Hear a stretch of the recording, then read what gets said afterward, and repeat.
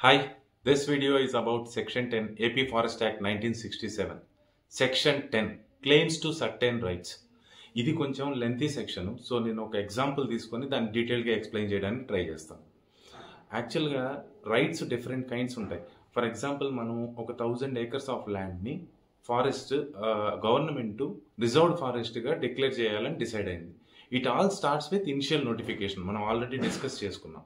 So notification వచ్చిన తర్వాత ఏంటి, అక్కడ ఉన్న లోకల్స్ ఈ 1000 acres ఆఫ్ ల్యాండ్లో ఎవరైతే ఉంటారో వాళ్ళందరికీ కూడా పబ్లిక్ అనౌన్స్మెంట్ రావాలి. ఆ పబ్లిక్ అనౌన్స్మెంట్ వచ్చిన తర్వాత వాళ్ళందరూ మాకు సో అండ్ సో రైట్స్ ఉన్నాయి అని చెప్పి ఫారెస్ట్ సెటిల్మెంట్ ఆఫీసర్ని కలవాలి.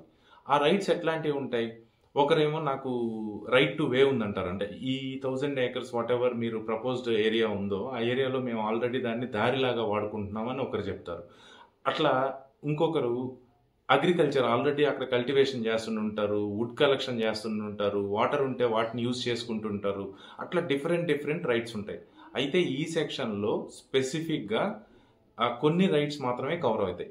అయితే ఈ సెక్షన్లో ఎలా చెప్పున్నారంటే, instead of a rights cover అవుతాయి అనే బదులు ఒక 4 kinds ఆఫ్ రైట్స్ కవర్ అవ్వవు, మిగతా రైట్స్ అన్నీ కవర్ అవుతాయి, వాటికి సంబంధించినటివి క్లెయిమ్స్ అన్నీ ఈ సెక్షన్ అప్లై చేసే డీల్ చేస్తారు అని చెప్పున్నారనమాట. ఏ రైట్స్ కవర్ కావో ముందు డిస్కస్ చేద్దాం. ఆ తర్వాత రైట్స్ కవర్ అయిన వాటిని ఎలా హ్యాండిల్ చేస్తారనేది డిస్కస్ చేద్దాం. ఏ రైట్స్ కవర్ కావు అనే దానికి ఫస్ట్ రైట్ టు వే.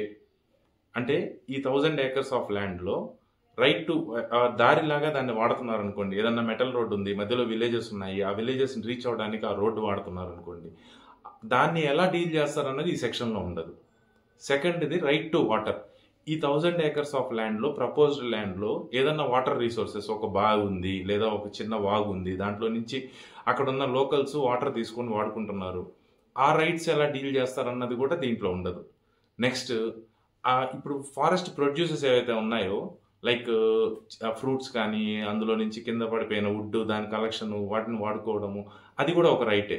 ఎప్పటి నుంచో మేము అదే పని చేసుకుంటున్నాం అని చెప్తారనమాట. లేదు ఈ వనమూలికలు అని అమ్ముతుంటారు కదా, వాళ్ళు కూడా మేము అడవిలో నుంచి సేకరించామని చెప్తుంటారు. తరతరాలుగా అదే పని చేస్తుంటారు కూడా వాళ్ళు. అట్లాంటి రైట్స్ కూడా ఈ సెక్షన్లో డీల్ చేయదు అనమాట. ఎట్లా ఆ రైట్స్ ఉంటే ఈ సెక్షన్లో ఎలా చేయాలి అన్నది చెప్పదు. అండ్ క్యాటిల్ గ్రేజింగ్ అంటారు. అంటే ఇప్పుడు వాళ్ళకున్న యానిమల్స్, ఆవులు, పశువులు, వీటన్నిటిని వాటికి అక్కడ గ్రాస్ తినడానికి ఈ ప్రపోజ్డ్ ఏరియాలో గ్రాస్, చిన్న ప్లాంట్స్ అవన్నీ వాటిని గ్రేజింగ్కి వాడుతుంటారు అనమాట. ఈ రైట్ గురించి కూడా ఈ మాట్లాడదు. సో ఈ 4 రైట్స్ మినహాయించి మిగతా అన్ని రైట్స్ గురించి ఈ సెక్షన్లో ఎలా వాటిని ఆ క్లెయిమ్స్ని డీల్ చేయాలి అని చెప్పుందనమాట. ఫర్ ఎగ్జాంపుల్ మిగతా అన్ని రైట్స్లో ఎట్లాంటివి వస్తాయి? House construction, farming. మనం ఒక ఎగ్జాంపుల్ తీసుకుందాం. ఈ 1000 acres ఆఫ్ ల్యాండ్లో 10 acres ఆఫ్ ల్యాండ్ ఒక ఎక్స్ అనే వ్యక్తిది అనుకుందాం. ఇనిషియల్ నోటిఫికేషన్ వచ్చింది. ఏమని? గవర్నమెంట్ హ్యాస్ ఏ ప్రపోజల్, ఇట్లా ఈ 1000 acres ఆఫ్ ల్యాండ్ని రిజర్వ్డ్ ఫారెస్ట్గా కన్వర్ట్ చేయబోతుంది. ఈ ప్రపోజల్ వచ్చింది. ఇది వచ్చిన తర్వాత ఈ ఎక్స్ అనే వ్యక్తి ఫారెస్ట్ సెటిల్మెంట్ ఆఫీసర్ దగ్గరికి వెళ్ళి, మీరు ఇచ్చిన నోటిఫికేషన్ ప్రకారం ఒక 1000 acres ఆఫ్ ల్యాండ్ని కన్వర్ట్ చేస్తున్నారు రిజర్వ్డ్ ఫారెస్ట్గా, అందులో నాకు ఒక 10 acres ఆఫ్ ల్యాండ్ ఉంది అని ఒక క్లెయిమ్ పెడతారు. ఆయన ఏం చేస్తారు? ఎవరు? Forest settlement officer. ఆయన దాని గురించి డీటెయిల్డ్గా ఎంక్వైరీ చేసి నిజంగానే అతనికి 10 acres ఆఫ్ ల్యాండ్ ఉందా లేదా అన్నది ఫైండ్ అవుట్ చేస్తారు. ఫర్ ఎగ్జాంపుల్ 10 acres ఆఫ్ ల్యాండ్లో 5 acres ఆఫ్ ల్యాండ్కి సంబంధించి క్లియర్ డీటెయిల్స్ అన్నీ ఉన్నాయి, డాక్యుమెంటేషన్ ఉంది, అదర్ ఎవిడెన్సెస్ అన్నీ ఉన్నాయి. ఇంకొక 5 acres ఆఫ్ ల్యాండ్కి సంబంధించి ఎటువంటి డాక్యుమెంట్స్ లేవు. సో ఈ ఫారెస్ట్ సెటిల్మెంట్ ఆఫీసర్ ఏం చేస్తారంటే, మీరు చేసిన 10 acres రైట్ మీకుంది, క్లెయిమ్ చేస్తున్నారు, అందులో 10 acres మీకు చెందదు, ఓన్లీ 5 acres మీకుంది, మిగతాది 5 acres గవర్నమెంట్ ల్యాండ్ అని చెప్తారనమాట. ఇప్పుడు ఈ 5 acresని ఎలా డీల్ చేస్తారు? సో ఏదైతే 5 acres గవర్నమెంట్ ల్యాండ్ అని డిక్లేర్ చేశారో దాన్ని డైరెక్ట్గా గవర్నమెంట్ తీసేసుకుంటుంది, ఇట్లా అక్వైర్డ్. దానికి ఏం అబ్జెక్షన్స్ ఉండవు అనమాట. ఈయనకు సంబంధించి జెన్యూన్గా ఏదైతే 5 acres ఆఫ్ ల్యాండ్ ఉందో దాన్ని ఎలా డీల్ చేస్తారంటే, ఒకవేళ ఆయన ఇదంతా రిజర్వ్డ్ ఫారెస్ట్, ఎవరు? ఓనర్ కానీ ఇదంతా రిజర్వ్డ్ ఫారెస్ట్గా కన్వర్ట్ అవుతుంది, నా 5 acres ఆఫ్ ల్యాండ్ మీరు తీసుకోండి అని వాలంటీర్గా ఇచ్చేసారు అనుకోండి, ఈ ఫారెస్ట్ సెటిల్మెంట్ ఆఫీసర్ ఆ 5 acres ఆఫ్ ల్యాండ్ని తీసేసుకుంటారు. అట్లా కాకుండా ఆయన నాకు ఈ 5 acres ఆఫ్ ల్యాండ్ ఉంది, ఇప్పుడు నా పరిస్థితి ఏంటి అన్నట్టు చెప్పారనుకోండి, ఈ సెటిల్మెంట్ ఆఫీసరు ఆయనకి 5 acres ఆఫ్ ల్యాండ్కి సంబంధించి దాన్ని ఎలా ఇప్పుడు 5 acres ఆఫ్ ల్యాండ్ ఉంది, ఆ 5 acres ఆఫ్ ల్యాండ్ని ఈ ప్రపోజ్డ్ 1000 acres ఆఫ్ ల్యాండ్లో అది ఒక పక్కన ఉంది, లేదు దాన్ని ఎక్స్క్లూడ్ చేసినా ఈజ్ ఓకే, అలా అనుకుంటే గవర్నమెంట్ దాన్ని ఎక్స్క్లూడ్ చేసి 995 acres మాత్రమే రిజర్వ్డ్ ఫారెస్ట్గా డిక్లేర్ చేస్తుంది. అట్లా కాకుండా ఫారెస్ట్ డిపార్ట్మెంట్ వాళ్ళు లేదు ఈ 5 acres కూడా ఇంపార్టెంట్, ఇది కూడా దీంట్లో పార్ట్ అవ్వాలి, it has to be declared as reserved forest అన్నారనుకోండి, అప్పుడు ఎలా చేస్తారంటే ఈ 5 acres ఆఫ్ ల్యాండ్ అక్విజిషన్ ద్వారా ల్యాండ్ అక్విజిషన్ యాక్ట్ అని ఒకటి ఉంది. దాంట్లో పబ్లిక్ పర్పస్కి సంబంధించి గవర్నమెంట్కి ఏదన్నా ల్యాండ్ కావాలంటే గవర్నమెంట్ అక్వైర్ చేసుకోవచ్చు బై పేయింగ్ కంపెన్సేషన్.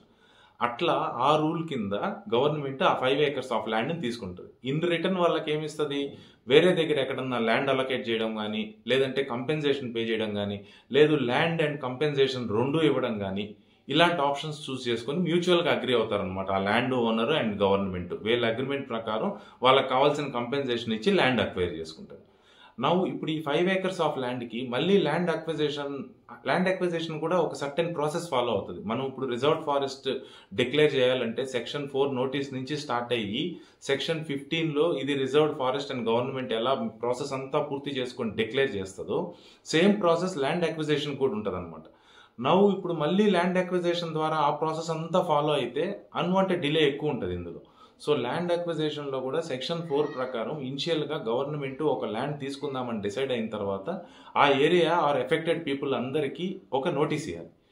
అదే నోటీస్ మళ్ళీ సపరేట్గా ఇవ్వకుండా ఇక్కడ ఆల్రెడీ సెక్షన్ 4 ఫారెస్ట్ యాక్ట్ ప్రకారము ఈ సో అండ్ సో ల్యాండ్ని రిజర్వ్డ్ ఫారెస్ట్గా మారుస్తాము అని ముందు నోటిఫికేషన్ ఇచ్చి ఉంటుంది కదా, ఆ నోటిఫికేషన్నే కన్సిడర్ చేస్తుంది.